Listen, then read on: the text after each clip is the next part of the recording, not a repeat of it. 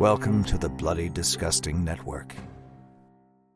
Please join me in welcoming and thanking new patrons: Lewis Potter, Danny Blaze, Gemma Ines, Terry Carlson, Coltiano Reeves, Dude Aroni, Dalton Wagster, Adriana Romano, Matt Marier, Monron999, Jeff Carver, and Emily Pfeiffer.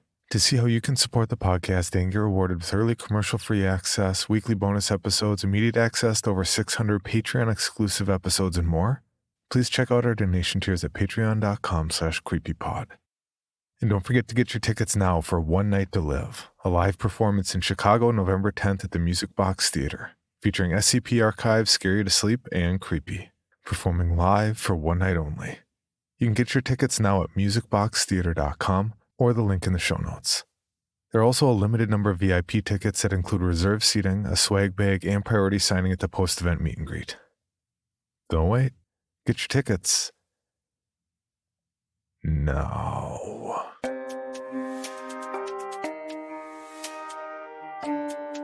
This is Creepy, a podcast dedicated to sharing the most famous, chilling, and disturbing creepypastas and urban legends in the world.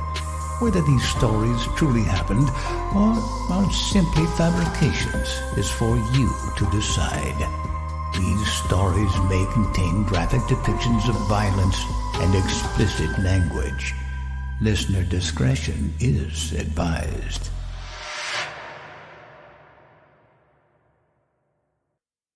Creepy presents The Daedalus Experiment, written by Kyle Harrison.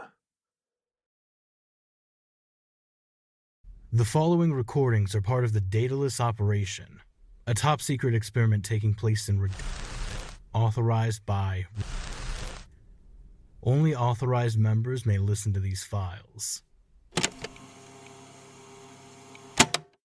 400 hours. We've arrived at the testing site. The others seem pretty upbeat, but I don't share their feelings. This is not my first choice. Hardly even my last one, if I'm being honest. I was assigned here because I have issues with authority. Knocked to the bottom of the ladder and given the most grueling tasks in the hopes I'll eventually resign or wind up killing myself. This assignment, my former commanding officer told me, was where good men went to die. Don't be deceived into thinking you're ready for what's happening here. You aren't, and you never will be. I took those words to heart as I passed through the triple layer of security and took a moment to calm my heart with a quick smoke. Not the best of habits, I know. But I'd also been told that anything outside the quarantine zone wasn't going to be allowed in.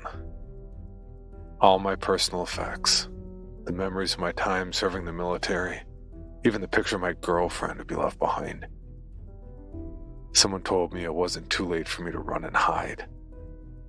That was my new boss, a nerfed merc named Roland Mathis.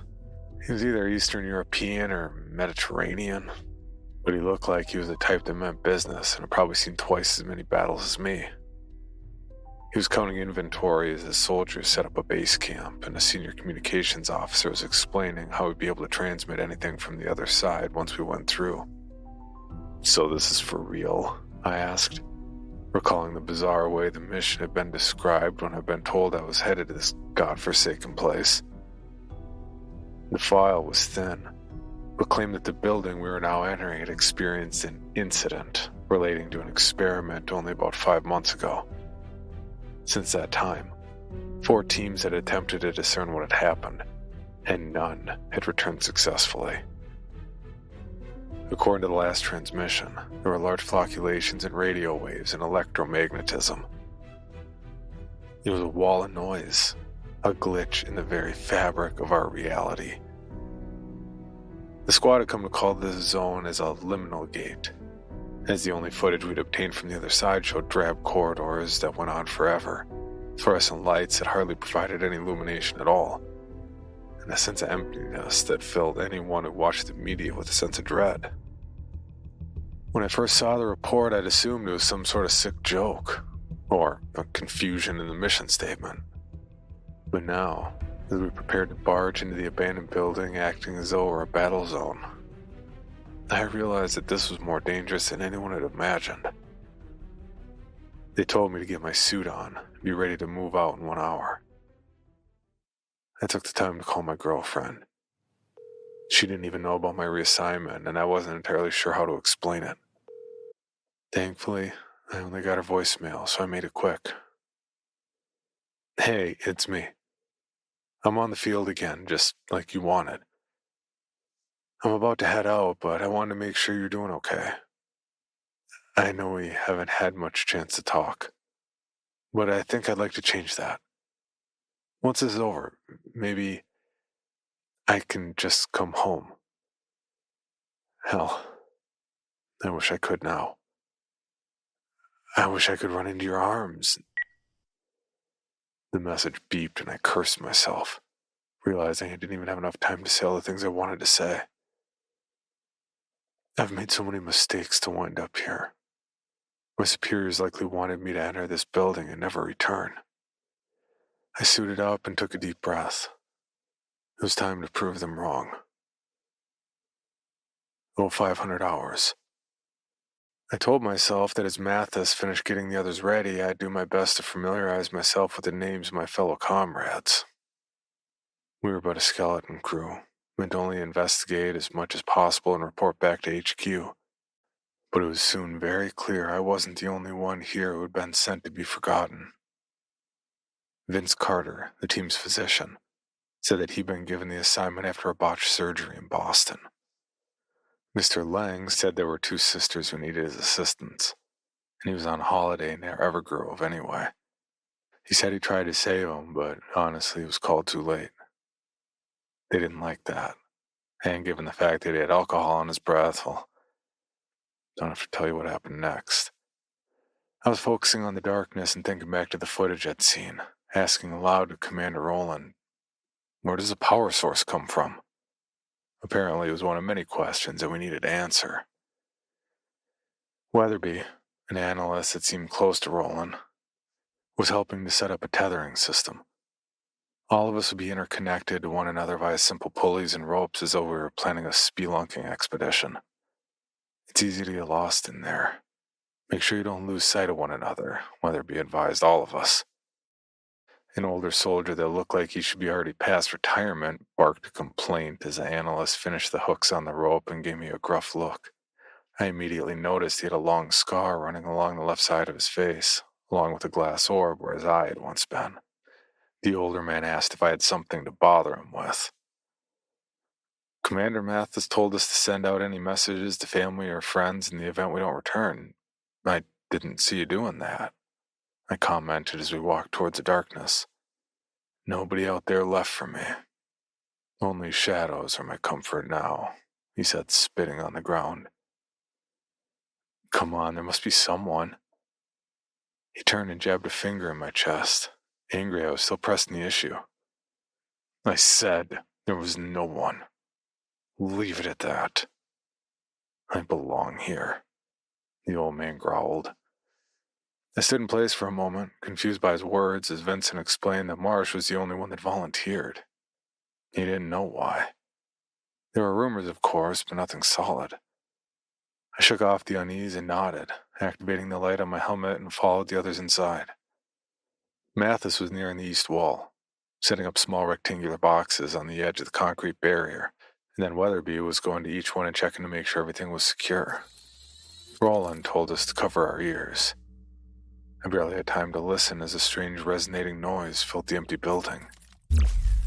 Then I noticed as the noise got louder that the wall itself seemed to shimmer the way a body of water would, rippling and vibrating frantically as our commander gave us the go-ahead. I hesitated, still unsure about any of this, but it wasn't like I had a choice. The others were already barreling toward the wall as if it wasn't there and the rope would tug me forward anyway. I closed my eyes and ran as well, the shimmering wall looming ahead. I screamed as I thought I'd collide with it. Then I did hit it. And all around me, reality seemed to glitch. Walls shifted and jolted in and out of experience. hardly there and as firm as bricks all at once. Then I fell to the ground in front of me. It was shag carpet, the kind you might see in a hotel hallway. And as I opened my eyes, I saw that there was no need for night vision anymore. The dim fluorescent lights revealed the long winding corridors beyond. Immediately my eyes darted about to find the others as I looked down at the rope. It was stretching forward down the hall, but I couldn't see much further than maybe 20 feet until it fell into complete darkness. Then I swiveled about, expecting to see Carter entering from the real world into the strange beyond from the fake wall. Instead, I saw the exact same endless corridors, and the rope that was tied to my body that connected to him was stretching on in that direction as well for 20 feet until the darkness covered it up. Suddenly, I felt very unsure which way I'd arrived, or which way I should be going. The walls and ceilings all looked the same bland colors. There were no markings or anything to tell me which direction my companions had gone. So I tried to shout, my voice sounding hollow as it echoed down the hallway. There was no answer. I walked over to the nearest wall and took out a Swiss Army knife from my pocket. I wrote an X on the wall to tell me where I was at. Then I turned to the left and tugged at the rope, calling to Carter and the others again. When silence answered back, I started to pull at the rope and then used it as a guide like Mathis had intended. One step at a time in this strange dimension. 700 hours. I don't really know for sure how much time has passed since I arrived, but it certainly feels like at least a few hours because now I'm hungry.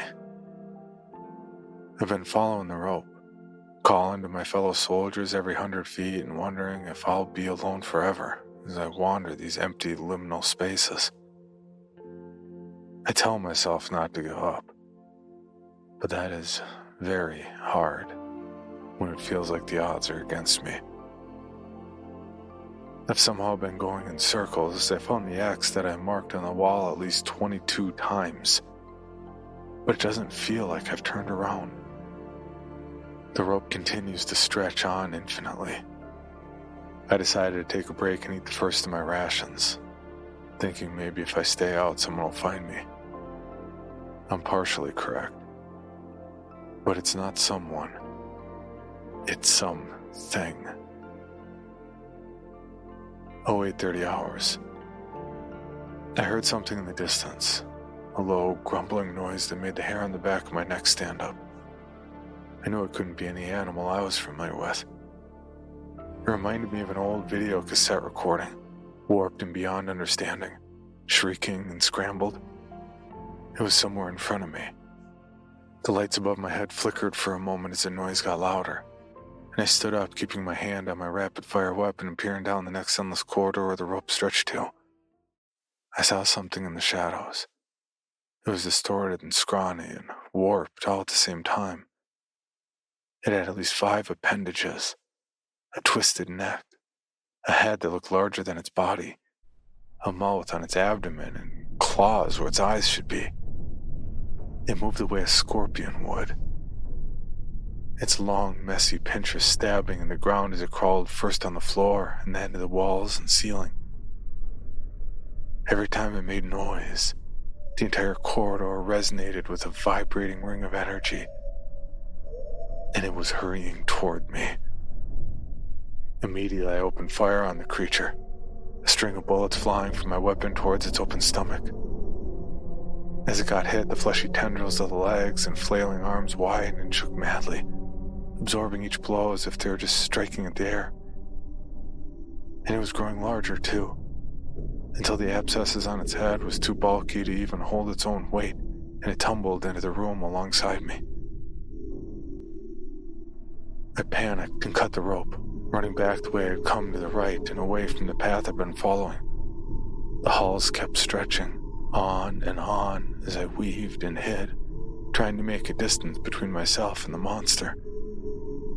The screams vibrated and changed from being almost on top of me to being far away as I kept moving left, then right down the corridors, wondering if I were getting even further away or not. It was difficult to be sure that there was any progress being made. Then I turned a corner and nearly ran straight into one of the others, Vincent. His eyes wide with fear as he grabbed my shoulders and clasped his hand over my mouth next to prevent any sounds from being heard. We both hunkered down next to a wall as we heard the creature scream and thrash somewhere in a different corridor, both of us ready to run if necessary. Once the noises died down, I let out a visible sigh of relief and looked down at the rope. He'd also untethered, meaning the chances of us being able to meet the others was even less likely now. He asked if I'd seen anyone else. I shook my head no, and he pointed to the right. "Come, there's something you need to see," he said. 10-20 hours.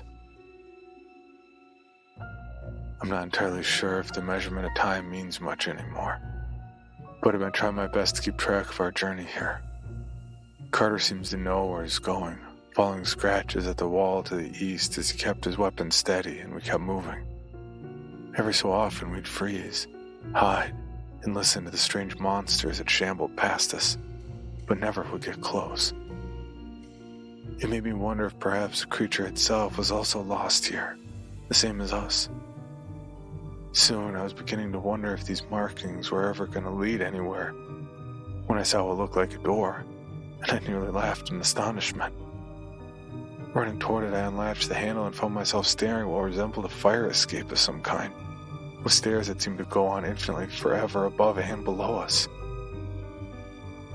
Carter reached into his pack and took out a small empty water bottle, tossing it to the stairwell below. We didn't hear it hit the bottom, only seeing it vanish in the bottomless pit. I was about to go exploring this passage when that thing started to hunt me, Carter explained. I wondered how far it went as I checked for rations. We had at least 4 more hours worth of food, but that didn't count for water supply. We need to find the others soon, I told him. Carter didn't respond, instead using the weapon on his left shoulder to aim toward the darkness and try to judge how far down we'd be going. Carter shot a random bullet in the pit, wondering if it went all the way to hell. We watched as it flew up and out of sight, and I shook my head as we climbed down. I'd say we're already there. 1,200 hours. We stopped for a break, and I offered what little water I had left to share with Carter as we slid down and I stretched my legs. The stairs are endless, just like the corridor we came from. I'm beginning to get the feeling we may never leave. It makes my throat feel dry and my legs are numb to the reality that I'll likely die here, just as it was intended. He said the marsh would know what to do and then began to explain why the old man had volunteered. Carter laughed and tossed his empty food can into the pit. He claimed he was searching for something, like he'd been here before. It didn't make sense, but he definitely seemed to know what he was doing. Wish he'd been the commanding officer instead of Mathis. There must be some rhyme or reason to this labyrinth. I was about to reply when I heard something and looked up above. It sounded like a scream. A second later, a body fell right past me, and I fumbled to get back against the wall. A moment later, we heard a loud thud.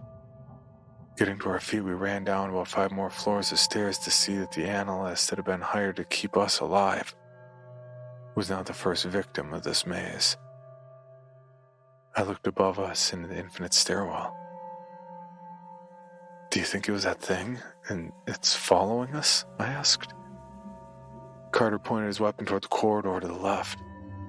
This one was narrow and cramped, leading to a second door which had marked on it a word that looked like it was Latin or something. Vincent whispered that it was called Theseus as he opened the door, and we stepped into what looked like a control room of some kind.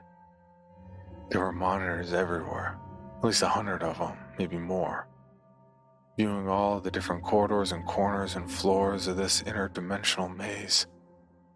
And near the center, I saw another impossible monstrosity.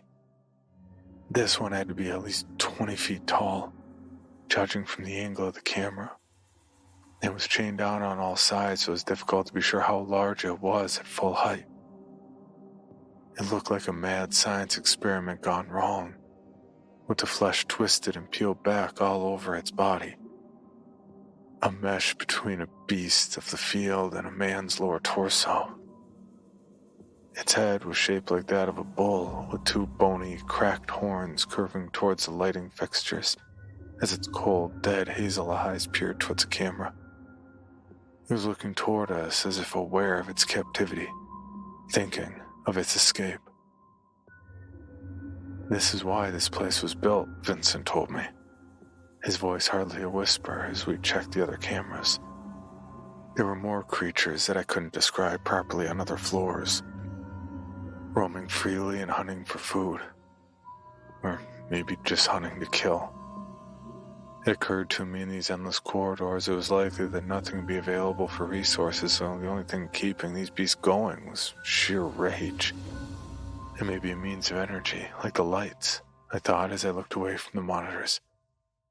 I thought that Commander Roland told us this place was from another reality, a step into an alien world. Why does all this look like we're the ones that made it? I asked, gesturing randomly towards the equipment. "Because this is a containment facility," a voice said from the right side of the control room. It was the old man, Marsh. He was coming in, dragging the corpse of Weatherby alongside him. As I tried to explain to the others so many times, these are wild genetic creations that have no idea what they are and where they belong in the circle of life. This constant agony and nothingness that confines them here will only feed their anger and make them harder to control, he said as he shut down the systems one by one. "I don't understand why our organization is doing this," I said. Marsh laughed. "He told me I knew already. Weaponizing these dimensional creatures and modifying them to be our slaves would change the face of war forever. When they created this liminal space, it was meant for only one monster, that horrid minotaur I saw chained in the core. But the experiments have spread like cancer, and it's gotten out of control. They'll never admit it, but these things can't be contained here forever. The maze is going to eventually implode." He said he'd seen what it can do firsthand. He passed me a picture of a younger woman who I guessed was his daughter. "I take it that she was brought here, and that's why you come?" He told me how they turned this prison into a sacrificial pit. It's the only way to keep the creatures satisfied. They wander and moan and consume everything in the maze. And people like us, people cast aside like her, we're the bait. We are consumed by their greed. And then, as a result, the maze grows. My hands began to tremble as I passed the picture back to him, realizing what he was implying. "I was told before I came here I was sent here to die. I thought that was just an exaggeration, but it was really a mission statement. They can't let these things loose in the real world," I whispered. "And they can't kill them. Maintaining the maze and discovering what we can about them is the safest choice, but it comes at a cost. Feeding these beasts takes a lot of lives. More and more losing theirs was ultimately a forgotten cause, I realized." Vincent claimed it would never be enough. "Listen to yourself. We can't just go home either. We don't even know how. We need to find a way to kill these things. Marsh, you said the prison could collapse. Can we do that and eliminate the threats inside?" He rubbed his beard thoughtfully as we marched out of the control room and nodded, saying, "It'll take a little bit of time to get in position. There's a way. I've been there before. But I won't be doing anything until I found my daughter." I nodded, checking what little equipment we had left. "Then we should move together from now on," I said. 1,600 hours. I don't think I should log the time anymore, as it's become a constant threat to my sanity. I know we've been here longer than I'm recording, yet the markers from my journal keep me tethered to what I once understood as reality. The endless blank hallways have stretched out on and on as Vincent and Marsh and I keep searching for the last survivor of our group, our commanding officer, along with the daughter he lost that I doubt is even alive. I say that because of the creatures we've seen here in this hellhole, and Marsh has become more and more lost as time goes on.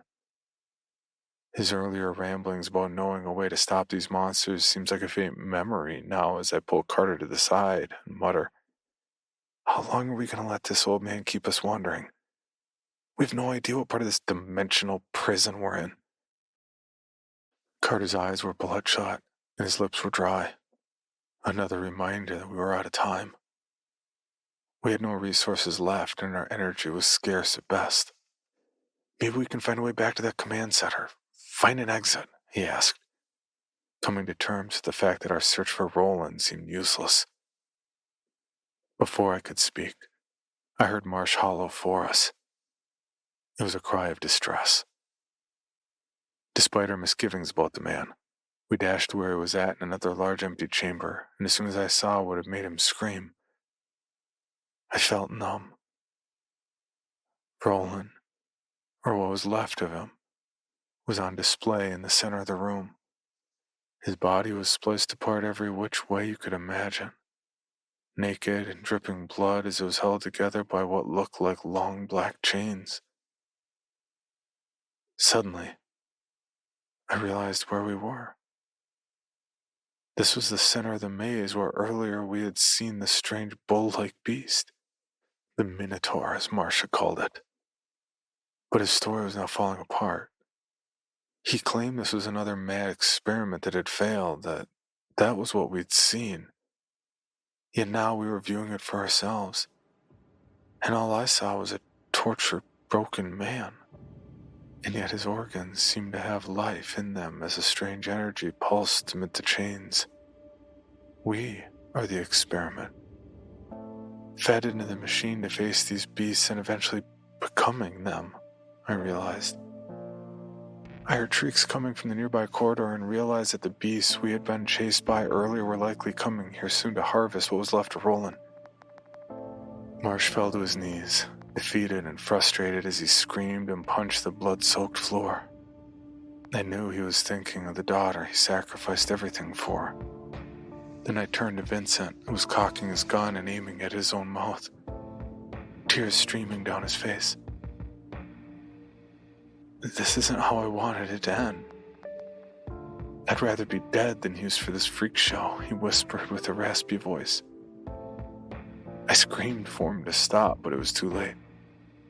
The echoes of the bullet smashing through his skull alerted the creatures to my location. I had tugged at Marsh, urging him to stand. "Go without me. My children want me here," he insisted as he pushed me away.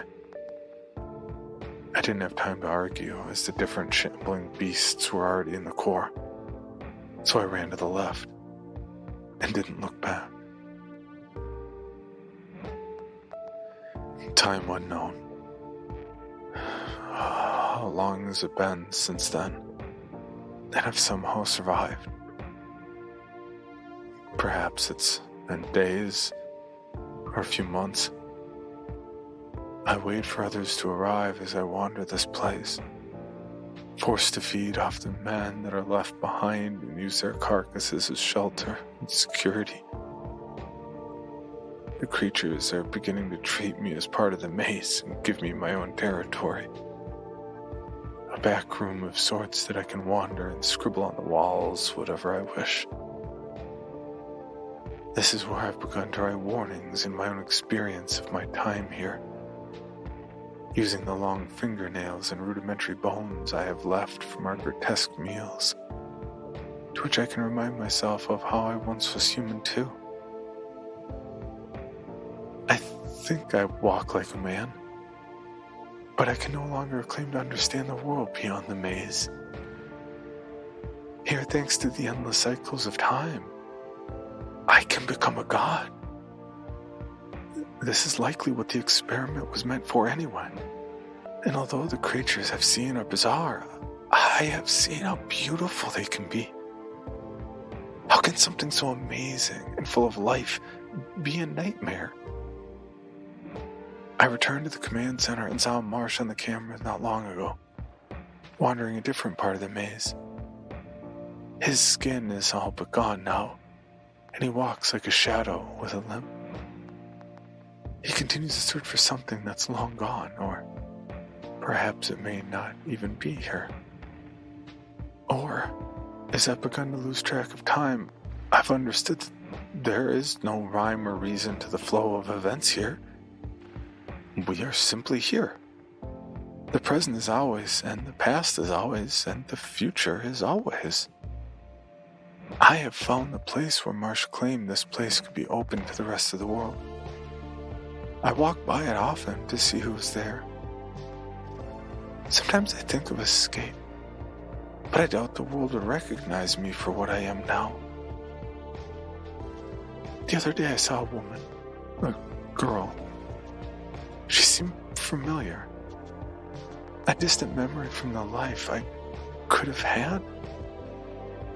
I killed her instantly and used her bone marrow to restore my own energy. Her eyes were dead and accusing, and I think she would agree it was better for her to end it here on the threshold and become part of the labyrinth. I think she might have been connected to me, or perhaps the old man.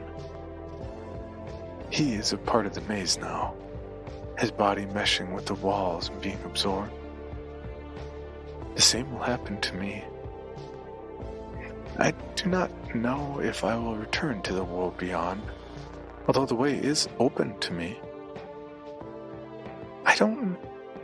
I do not think anything is there for me waiting. I do not think I belong there, as I have lost my own sanity. I will wander these corridors, stripped of any memory of what was once human, and be the maze itself. Eventually, I will die, and my body absorbed in the cycle repeat. Until one day, our world meets the one beyond these walls.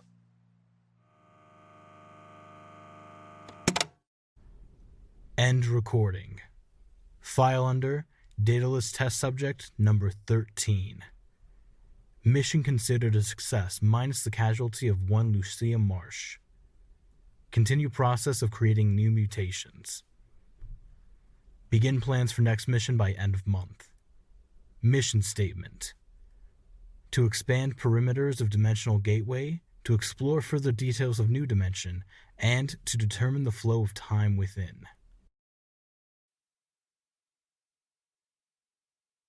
For your bonus episode, Creepy presents The Rain Brings Things in My House, written by Deadshot 300 and narrated by Nate Dufort. Life isn't always as we know it. We humans aren't the only ones in this vast universe. Other beings reside among us as well. Sometimes we see them. Sometimes we don't. Have you ever seen a shadow by your window, only to open it and find nothing outside? Maybe you heard a knock on your door at night, but opening the door, you see nothing outside. Maybe you heard your bed creak loudly, just to look and find your lazy dog still sleeping on the floor. Maybe you felt a tail brushing past your leg from under the sofa. First think it was your cat, then realize you don't have one, and look under the sofa to find nothing. Nothing is a mean word. There's always something. I live in a town that you could almost call a village if it weren't for a few shopping malls and a multiplex. I can't tell you the name of this town, or my name either, for the sake of your own life. The only thing I can tell you are these events. First, I couldn't risk telling these events, but now it's pushing me over the edge. So, let's begin, shall we? The rain, when it falls, looks like stars, falling on the ground to reflect the night itself, like creation itself, sprinkling these dazzling stars just as a finishing touch to its masterpiece. I loved the rain. Now I hate it, even more than I did a few months ago. The rain brings things in my house. Some are neutral, some are aggressive. It all started when I bought this house, moved out of my childhood town, the town in which 24 years of my life was spent. Moved here, bought the only house available for sale. Big mistake. I was in the living room when it all first happened. A knock came on the front door. It was raining heavily, almost could be mistaken for a storm. I got to the door thinking it was the plumber I'd been requesting to fix my broken sink pipeline for 3 days. I opened the door. I screamed as I opened the door, fell on my back, and began tumbling my way backwards towards the bedroom, kicked the door shut and barricaded the door, then leaned against the wall, started sliding down until I hit the floor. Now I was sitting on the floor with my back pressed against the wall, both my arms wrapped around my knees. I began thinking about what I saw. A tall, lanky man, tall at an unnatural height, almost 11 feet tall, entering through the door by ducking. He was gray-colored, his face was absent of any features, and he was wet. After a few hours, which felt like days, I heard the front door open and shut. I silently removed the barricade and risked a peek.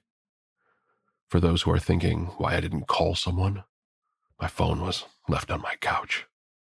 Idiot? Yeah, I am. No one in the living room. I silently sneaked to the kitchen, picked a knife, and started searching the house.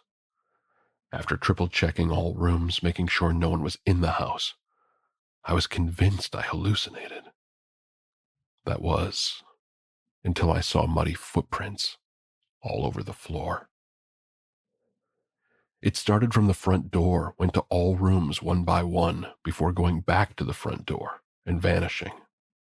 By saying vanishing, I mean no footprints could be found outside, like it vanished after getting out the front door. I started panicking and ran all over the house. After a few minutes, stopped my mad sprint and calmed myself, or maybe I got exhausted, or maybe the pain of occasional getting hit on the head. Whatever the reason, I cleaned the footprints. After the cleaning, I thought of what it all was when my thoughts shot back to a bunch of cardboard boxes left by the previous owner in the basement. Maybe he left them on purpose. Maybe he knew what he was dealing with. Maybe he left a clue in there so the next person would know what he's dealing with. So I went to the basement as I hadn't cleared the boxes yet. I know, I'm a lazy guy. After hours of rummaging through the boxes, I found them empty.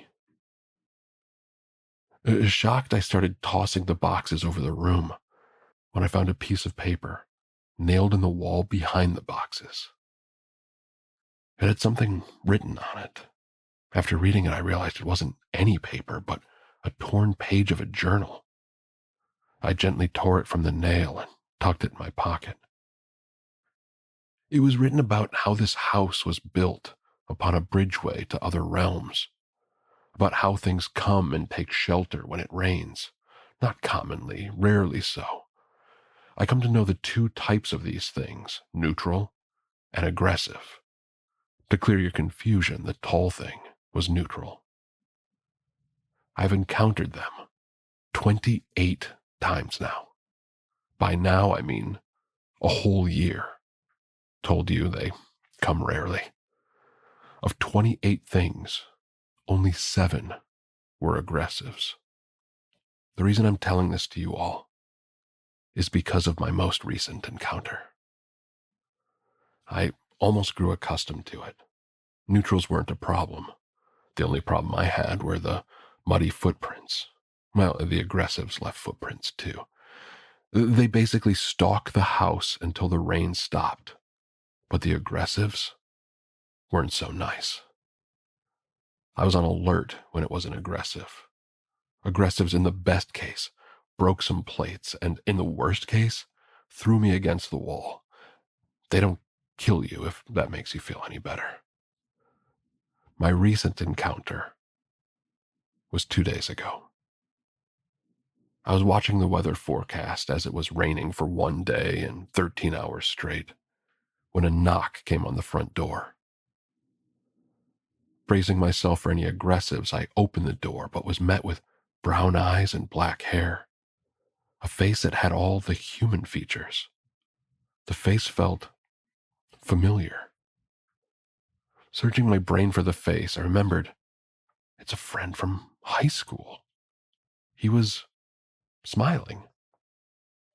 I smiled, told him to come in, then, after exchanging formalities, asked him if he'd like some coffee. He agreed, walking my way to the kitchen. I felt relieved, as I hadn't had a human guest in over a year. While making coffee, I was thinking hard about my memories with him, when the memories came gushing back like water. It was a sunny day. We used to play with the other kids from the neighborhood in an open field with a river not far from us, the river which my parents warned not to come too close to. He'd brought a new football. We were playing with it when I unintentionally kicked it too hard in the direction of the river, causing it to land in the water.